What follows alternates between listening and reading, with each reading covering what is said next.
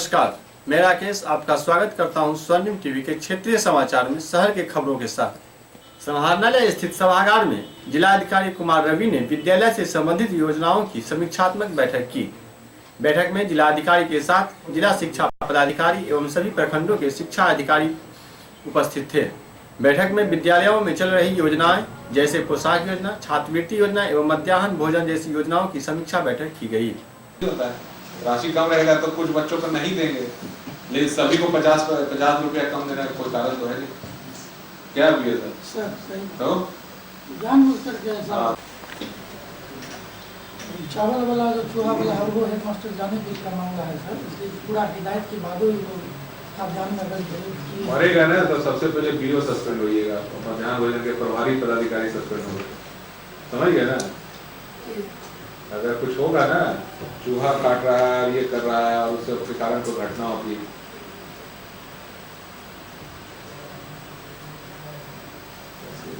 रसोईया का भुगतान 1 वर्ष के बदले मात्र 2 महीने का भुगतान किया गया। नवसिरित प्राथमिक विद्यालय कॉस्टली गोल्डरहाट दिनांक 22/12/14 से जांच की तिथि तक उपस्थिति अंकित नहीं पाई गई। इसका मतलब है कि मनमाने ढंग से मध्याह्न भोजन चल रही है। प्राथमिक विद्यालय कोठी हमारे पास नहीं आती है, मास्टर नहीं था सर, बाटन दी है सर।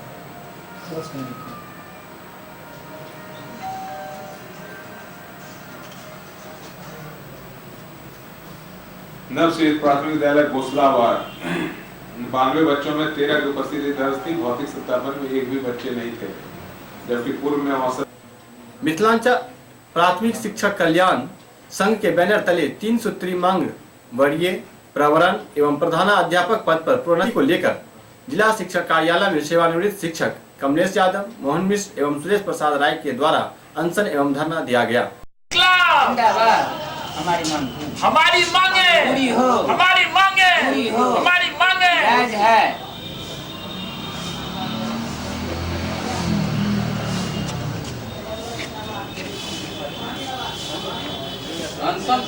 जिले के प्रारंभिक विद्यालय के शिक्षकों का 3 मांगे लंबित है। पहला है वरीय वेतनमान, जो 12 वर्ष की सेवा पूरी करने पर दी जाती है, जिनमें 50 लोग करीब वंचित रह गए हैं और लोगों को दे दिया गया। दूसरा है प्रवरण वेतनमान, जो लगभग 1300 से ज़्यादा शिक्षक उसमें आते हैं, लेकिन आधा से अधिक शिक्षक उसमें सेवानिवृत्त भी हो गए। 2011 से ही देना था इनको, 2011 से प्रति साल देना था। 11 में नई नियमावली आई और उसके तहत इनको प्रत्येक वर्ष देना था, जिनको 24 वर्ष की सेवा पूर्ति गई देना चाहिए, लेकिन आज 3 वर्ष हो गया, 4था वर्ष चल रहा है, लेकिन आज तक ये लोग अपने काम पर से झोला नहीं हटा रहे हैं। कई एक बार हम आवेदन के द्वारा आग्रह किए, जनता दरबार में जिला पदाधिकारी के यहाँ जनता दरबार में भी गए, लेकिन वहाँ से भी निर्देश आया, लेकिन अभी तक ये कुछ नहीं किए। अंत में मैं परसों इनको आवेदन दिए कि सर यदि आप 20 तारीख तक हमारी मांगें पूरी नहीं करते हैं तो लाचारी मैं 21 से अनशन पर बैठूंगा, जिसकी जवाबदेही आपकी होगी। तो हम लोग विवश होकर के, जब आवेदन के द्वारा प्रार्थना पत्र के द्वारा इन्होंने नहीं किया तो विवश होकर के गांधीवादी तरीके से हम अनशन पर बैठ गए हैं। अब देखना है कि जिला पदाधिकारी हम लोगों को इन तीनों लंबित मांगों को कब तक पूरा करना।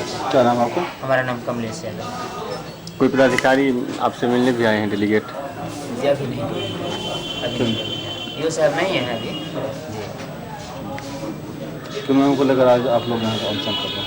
हम लोग प्रवरण कोर्ट वेतनमान 24 वर्ष का लंबित है, वर्षों से ये तीनों मांगते हैं।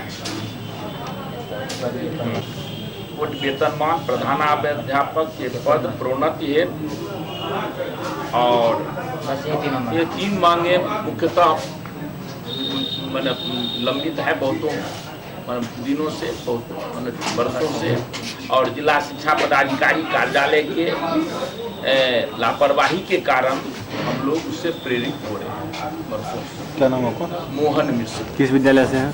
मैं सेवानिवृत्त शिक्षक हूँ।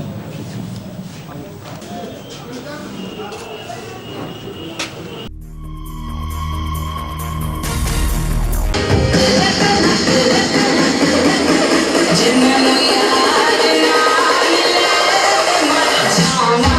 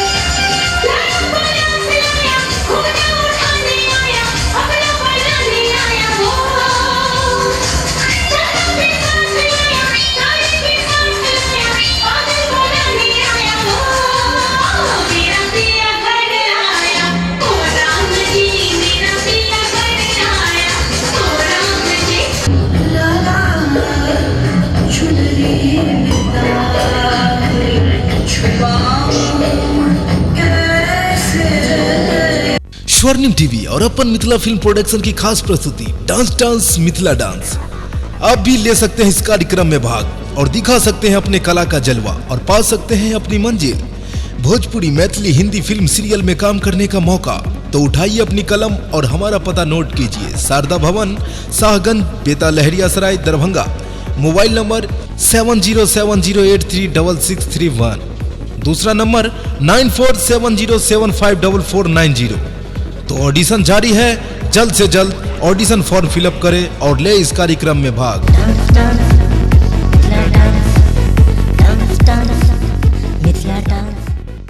बैठे हुए हैं विजन सिविल सर्विस सेंटर में, जहां अभी हमारी बात अजय किशोर जी से हुई है, जो यहाँ के डायरेक्टर हैं। अभी वो अपना बता रहे थे बीपीएससी के एग्जामिनेशन के बारे में। आइए हम बात करते हैं यहीं के एक स्टूडेंट से, आपका क्या पॉइंट ऑफ व्यू है इस एग्जामिनेशन के बारे में। जी, मेरा नाम अविनाश हुआ, मैं यहीं का स्टूडेंट हूँ। जैसा कि सर ने बताया या फिर सर के मार्गदर्शन में हम लोग कर रहे हैं, मेन फोकस हम लोग का एग्जाम होता है बीपीएससी का भी चल रहा है। वैसे यूपीएससी का भी आप पढ़ाई होता है, अभी हम लोग बीपीएससी के लिए कर रहे हैं। तो सबसे पहले क्वेश्चन बैंक का सर ने स्टडी करवाया बढ़िया से, किस सेक्टर से कितना क्वेश्चन आ रहा है उसके हिसाब से हम लोगों ने स्टडी किया। फिर सर ने हम लोग को स्टडी करके दिया जो हिस्ट्री से लगभग 1/3 क्वेश्चन आ रहा है पूरे बीपीएससी का, और पॉलिटी और ज्योग्राफी का भी बहुत अच्छा योगदान होता है। तो चूंकि अब हम लोग के पास अभी टाइम है नहीं, अभी 1 महीने का टाइम लगभग बचा हुआ है, तो इसलिए अभी तो सिर्फ हम लोग रिवीजन कर रहे हैं और उसमें पॉइंट ऑफ व्यू मतलब पॉइंट बनाए हुए हैं जो हिस्ट्री, ज्योग्राफी, पॉलिटी, साइंस, और इसके अलावा साइंस टेक भी हम लोग पढ़ रहे हैं और मतलब इसी तरह इन सब चीज़ों का रिवीजन कर रहे हैं। जी, तो अभी 1 महीना बस आपके एग्जामिनेशन में बचा हुआ है, आपकी तैयारी तो काफ़ी जोरों से चल रही होगी। तो आप अपना एक्सपीरियंस हमारे दर्शकों के साथ शेयर करना पसंद करें, जो बाकी भी जो तैयारी कर रहे हैं बीपीएससी से। एक्चुअली टाइम हम लोग के पास है नहीं, जितना पढ़ सकते हैं, जितना रिवीजन कर सके वो उनके लिए वो बेटर होगा। और किन टॉपिक पे आप ज़्यादा ध्यान देने की बात करेंगे जिसपे बाकी लोग भी फोकस कर सके? जैसा कि मैंने अभी बोला, जो हिस्ट्री से 1/3 आता है उसमें भी खास करके मॉडर्न से और फ्रीडम स्ट्रगल इस पोर्शन से बहुत ज़्यादा क्वेश्चन आ रहा है। तो इन सब चीज़ को पॉइंट मतलब फोकस करना चाहिए। ज्योग्राफी में भी सब कुछ टेक्निकली क्वेश्चन बोले हैं, जैसे कि मिट्टी के बारे में, ज्योग्राफी स्पेशली बिहार को पॉइंट ऑफ व्यू करके। तो इन सब चैप्टर को बढ़िया से रिवीजन करना चाहिए, क्योंकि लास्ट टाइम मैंने पेपर दिया था तो मतलब कुछ इस तरह के वर्ड्स आए थे इसमें जो मुझे आते हुए मैंने गलती कर दिया था। तो इन सब चीज़ को ध्यान में रखते हुए छोटे-छोटे टॉपिक्स को ध्यान में रख के, और पॉलिटी में है जो आर्टिकल्स वगैरह है वो लगभग आर्टिकल्स करके पूछते हैं किस आर्टिकल में क्या है, उन सब चीज़ों को ध्यान रखना चाहिए। और मैंने एक चीज़ और नोटिस किया है कि इसमें फैक्ट्स पूछते हैं, अच्छा फैक्ट्स पूछते हैं। जैसे कि मुझे याद है लास्ट टाइम पूछा था जो ये भारत किसने तारीख कुछ करके पूछा था, 22 फरवरी उसका आंसर था। जो मतलब सही से मुझे याद नहीं आ रहा है, मतलब इतना फैक्ट करके पूछता है जो वो पर्टिकुलर डेट को लेकर। हाँ, वो तो इन सब चीज को भी ध्यान में मतलब छोटे-छोटे टॉपिक्स को भी बिल्कुल ध्यान में रख के जो है किसी चीज को मतलब छोटा मान के हमको नहीं चलना है, क्योंकि छोटा में फंसने के चांसेस ज्यादा हो, हर एक चीज को रिवीजन कर सके हम लोग। करना पड़ेगा। थैंक यू हमारे साथ समय देने के लिए। हालांकि एग्जामिनेशन के all the best. Thank you. मैं अजय किशोर, निदेशक विजन सिविल सेवा संस्थान। एग्जामिनेशन टाइम में मैं छात्रों से वार्तालाप करना चाहता हूं और उन्हें सलाह देना चाहता हूं कि किस तरह वो तैयारी करके आगे आने वाले एग्ज़ाम में सफलता प्राप्त करें। कल बिहार एसएससी का एग्ज़ाम हुआ। जिन छात्रों ने सतत रूप से बराबर तैयारी की उनके पास करने की संभावना ज़्यादा है, उन्होंने अच्छा हल भी किया है अपने प्रश्नों का। लेकिन अगले महीने में 15 मार्च को बीपीएससी की संभावित प्रारंभिक परीक्षा की एग्ज़ाम होनी है। उसके लिए भी छात्रों में बहुत सारी उत्सुकताएं हैं, टेंशन में हैं कि कैसे तैयारी करें जिससे कि आसानी से सफलता मिले। निश्चित 1 महीने का समय कम है पूर्ण रूप से सफलता प्राप्त करने के लिए, परंतु आज से अगर वो संकल्प करें कि हम सफलता प्राप्त हमें करना ही है तो प्राप्त कर सकते हैं। मेरा सलाह उन लोगों के लिए है कि पिछले परीक्षाओं का क्रम देखें तो इतिहास से लगभग 40 से 50 क्वेश्चन पूछे जाते हैं और जिसमें मॉडर्न हिस्ट्री और एंशिएंट हिस्ट्री ज़्यादा फोकस किया जाता है। इसके अलावा फ्रीडम मूवमेंट में बिहार से जुड़ा हुआ मॉडर्न हिस्ट्री का भी क्वेश्चन आता है। तो इतिहास पर बारीकी से छोटे छोटे चीज़ों पर ध्यान दे करके चैप्टर वाइज उसको रिवाइज करें। ये 1/3 के लगभग में पूरे प्रश्न का बनता है, इसलिए इतिहास पर ज़्यादा कोशिश करें। उसके बाद क्वालिटी है जो कि आसान होता है, अगर उसको एक बार रिवाइज कर लें, खास के संविधान से जुड़े हुए पदों को ध्यान में रख करके, पार्लियामेंट से जुड़ी चीज़ों को ध्यान में रख करके, नीति निर्देशक मौलिक अधिकार को ध्यान में रख करके कुछ फोकस करें तो सही उसमें होने की संभावना है। साइंस और ज्योग्राफी में अधिकतर छात्र गलती करते हैं। मेरा उनको सलाह है कि अगर ना कुछ कर सकें तो कम से कम एनसीईआरटी का विज्ञान और प्रौद्योगिकी 8, 9, 10 का पढ़ लें और ज्योग्राफी का 8, 9, 10 का पढ़ लें तो पूरे प्रश्न का उत्तर देना संभव हो सकेगा। ठीक है। 11th 12th का मैथ पूछा जाता है, इसमें 10 क्वेश्चन। उसके लिए अगर किसी का 11th 12th का मैथ बैकग्राउंड है तो वो उसको ट्राई करें। जिनका मैथ बैकग्राउंड नहीं है वो उस पर आप ज़्यादा ध्यान नहीं दें क्योंकि वो आसानी से नहीं हो सकता है। करंट अफेयर्स में ये ध्यान दें कि करंट अफेयर्स बहुत ज़्यादा पुराना नहीं पूछता है। लगभग पिछले 6 महीने का कलेक्शन अगर कर लें करंट अफेयर्स का और उसको एक बार दोहरा लें तो करंट अफेयर्स भी ज़्यादा सही होने की संभावना है। आर्ट एंड कल्चर का है तो उसमें जो बिहार से रिलेटेड आर्ट एंड कल्चर है उस पर ज़्यादा फोकस करें। और सबसे इंपॉर्टेंट ये है कि इसमें मैंने पिछले बार भी कहा था कि जो क्वेश्चन बैंक है वो आप सिर्फ ये ना समझें कि सिर्फ बीपीएससी का क्वेश्चन एग्जाम है तो उसी का क्वेश्चन बैंक देखें। इसके लिए आप हर एक पीसीएस का क्वेश्चन बैंक बराबर देखें। अगर सभी क्वेश्चन बैंक यहाँ तक UPSC, Uttar Pradesh PCS, Uttaranchal PCS, Rajasthan PCS के दोहराए हुए 10 साल के क्वेश्चन बनाएंगे तो 30 से 40% उससे क्वेश्चन आते हैं जो आपको सीधा आपको फायदा करेगा। और सबसे बड़ी बात है कि आप अब 1 महीने ज्यादा कंसंट्रेट होकर पढ़ें।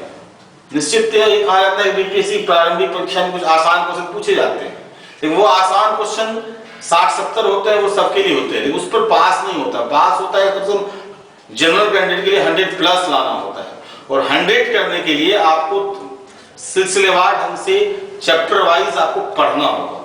अगर उसमें आप थोड़ी लापरवाही करते हैं तो मैंने कई छात्रों को देखा है 100 में पास होते हैं वो 98, 99, 97, 96 पे रह जाते हैं। उसका कारण ये है कि वो आसान ले लेते हैं। इतना भी आसान नहीं है। आप खास के ज्योग्राफी और साइंस के बहुत सारे बेसिक क्वेश्चन ऐसे पूछे जाते हैं जो कि जन समान पुस्तकों में नहीं देखे जाते हैं। अगर एनसीईआरटी का बार-बार अध्ययन किया होगा तो कहीं नजर आ जाता है। खास के पर्यावरण से जुड़े हुए कुछ वर्षों से क्वेश्चन काफी आ रहे हैं और बीपीएससी तैयारी करने वाले लोग पर्यावरण को नहीं देखते हैं। खास के पर्यावरण में मिट्टी के स्वरूप को लेकर के बहुत सारे क्वेश्चन आते हैं जिस तरफ ध्यान नहीं होता है। ठीक है। ज्योग्राफी में भी बिहार ज्योग्राफी जो पूछा जाता है उस पर भी ज्यादा करेक्शन नहीं हुआ। जैसे मिनरल्स कितना है, कहाँ पहला है, कहाँ दूसरा है, उन सब चीजों को देखना, कितना भंडार है, उन चीजों को भी देखना है। एक और याद रखा जाए कि सेंसस से जुड़े हुए क्वेश्चन को पढ़े जरूर लेकिन प्रमाणित पुस्तक से पढ़ें। खास कर गजेटियर ऑफ इंडिया से पढ़ें या भारत सरकार का कोई निकला हुआ है उसको देखें। नहीं तो देखा यह गया है कि जनसंख्या से संबंधित कई गाइड में, कई पुस्तकों में अलग अलग विवरण दिया हुआ है। खास के बिहार के संदर्भ में अलग अलग विवरण दिया हुआ है। वो अगर आप सही पुस्तक से उसको नहीं करेंगे, अगर सरकारी पुस्तक से उसको आप हल नहीं पढ़ते हैं तो हो सकता है कि आप जानते हुए भी वहां पर गलती कर देंगे। जैसे वन रिपोर्ट आया है 2013, तो 2013 के वन रिपोर्ट में भी अलग अलग पुस्तकों में अलग अलग है। अगर स्पेसिफिक बिहार पूछ दिया जाए तो उसमें दिक्कत ये है कि अगर आप बिहार के किसी प्रकाशन से अगर आप निकली हुई पुस्तक को नहीं ध्यान दें या भारत सरकार के प्रकाशन को नहीं ध्यान दें तो गलती होने की संभावना है। तो इसमें यह देखना है कि गाइड पर ज्यादा निर्भर ना हो, बल्कि आप टेक्स्ट बुक देखें जो एनसीईआरटी हो, सीबीएसई का हो, सब उन पुस्तकों पे या बिहार सरकार की जो अपनी है उन पुस्तकों पर देखें तो ज्यादा सटीक होने की संभावना है। नहीं तो कई प्रश्न आते हुए, क्योंकि आपने जो पढ़ा है वो आपने सही पढ़ा है, लेकिन वहां पर उत्तर देने पर अंततः गलती है, इसलिए क्योंकि वो सरकारी पुस्तकों में ऐसा नहीं है। तो इसमें ध्यान दें कि अभी जो कम समय है, तो आप अगर दोहराना ही है तो एनसीईआरटी के पुस्तकों को ध्यान दें, खास के विज्ञान प्रौद्योगिकी और ज्योग्राफी में 8, 9, 10 के पुस्तकों को बार बार दोहराएं, जिससे कि 45 से 50 क्वेश्चन होता है और ज्यादा गलतियां वहां हो तो वहां गलती ना कर पाएंगे। ठीक है, और आसान ना दें, 100 से प्लस लाना इतना आसान भी नहीं है, जैसा कि लोग कहते हैं बीपीएससी पर इतना नहीं, बहुत मुश्किल नहीं है, तो उस पर ध्यान दें, उसको हल्के में ना लें, ऐसा ना हो, क्योंकि जो इस बार सीट आई है लगभग 796 पहले था, अब 1100 के लगभग सीट होने जा रही है। 1100 सीट अब कई वर्षों तक नहीं आएगा, अब अगले कई वर्षों में 100 से 150 सीट रहेंगे। ये इस बार गोल्डन अपॉर्चुनिटी है, 1100 सीट है और इतनी बड़ी संख्या में सीट में अगर आप सफलता नहीं प्राप्त करते हैं तो आगे आपको बहुत मुश्किल होगी, इसलिए इस बार पूरी जी जान लगा कर तैयारी करें, फिर 1100 सीट नहीं आने वाली है। और अगर इसी तैयारी को आप कंटिन्यू करेंगे तो अगस्त में यूपीएससी का एग्जाम आएगा, तो यूपीएससी के लिए भी आपका बेस तैयार रहेगा। तो मेरा इसमें सलाह है कि आप इसको 1 महीने को बहुत सीरियसली लें, ठीक है, और हो सकता है एग्जाम 1 हफ्ते भर जाए, 2 हफ्ते, और ऐसे भी सुनने की संभावना है, लेकिन ये आप मान के चलें कि 15 मार्च को एग्जाम है और उस तरीके से घंटों आप उन चीजों पर जो मैं बता रहा हूं उस पर ध्यान दें तो निश्चित ही सफलता मिलेगी। और एक बार जब प्रारंभिक परीक्षा में सफलता मिल जाएगी तो मुख्य परीक्षा में आपके पास समय रहेगा, तो उसको आप तन्मयता से पढ़ेंगे तो मुख्य परीक्षा में भी आपको सफलता मिल सकती है।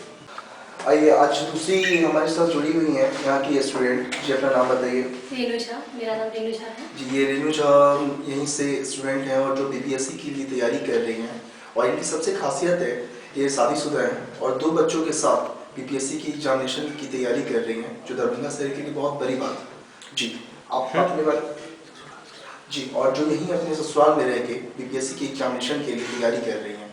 जी, अब आज बताइए आप मुझे, जैसे अभी 15 मार्च से आपके सर ने बताया 15 मार्च से एग्जामिनेशन शुरू होने वाले हैं, तो आपकी किस तरह की तैयारी है बीपीएससी को लेके?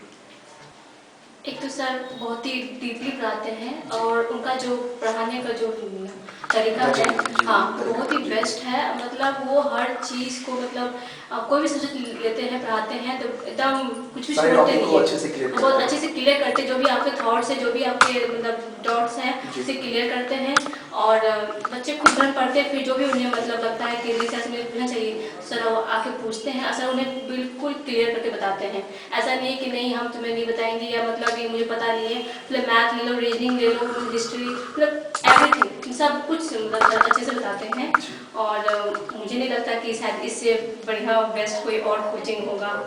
हाँ, क्योंकि मैं इससे पहले लक्ष्य में गई थी, तो मैं 4 दिन मैंने वहाँ पे क्लास किया था, तो फिर इसके बाद मैंने लास्ट वीक में यहाँ मैंने कोचिंग एडमिशन। तो आप अपना कुछ एक्सपीरियंस शेयर करें कि अभी आप शादीशुदा हैं, प्लस अपने ससुराल में रह रही हैं। हाँ, मैं एमए कर चुकी हूँ। अच्छा, और 2 बच्चों को आप संभाल भी रही हैं, उसके बाद भी आप टाइम निकाल के बीपीएससी एग्जामिनेशन के लिए आप तैयारी कर रही हैं, तो इतना कुछ आप कैसे कर पाती हैं? क्योंकि मेरे हस्बैंड और मेरे जो मदर इन लॉ है, फादर इन लॉ है, वो काफ़ी सपोर्टिव जी, काफ़ी आपको कोऑपरेट हाँ, काफ़ी सपोर्ट कर रहे हैं, कोऑपरेट कर रहे हैं कि नहीं, मतलब अगर कुछ करना चाहती हो तो करो, कोई मतलब रोक टोक नहीं है कि नहीं आप बहू हो और आप ये नहीं कर सकती, वो नहीं कर सकती, ऐसा कुछ भी नहीं है। आपने ससुराल में आपको सपोर्ट मिल रहा है? बिल्कुल, बहुत ज़्यादा। जी, तो 15 तारीख को आपकी बीपीएससी की एग्जामिनेशन शुरू होने वाली है। हाँ।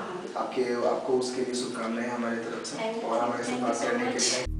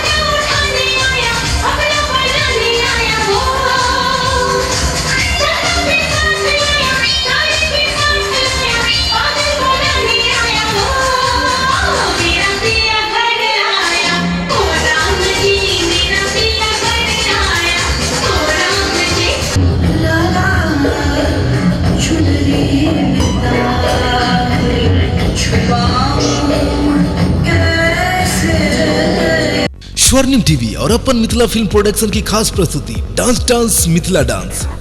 आप भी ले सकते हैं इस कार्यक्रम में भाग और दिखा सकते हैं अपने कला का जलवा और पा सकते हैं अपनी मंजिल।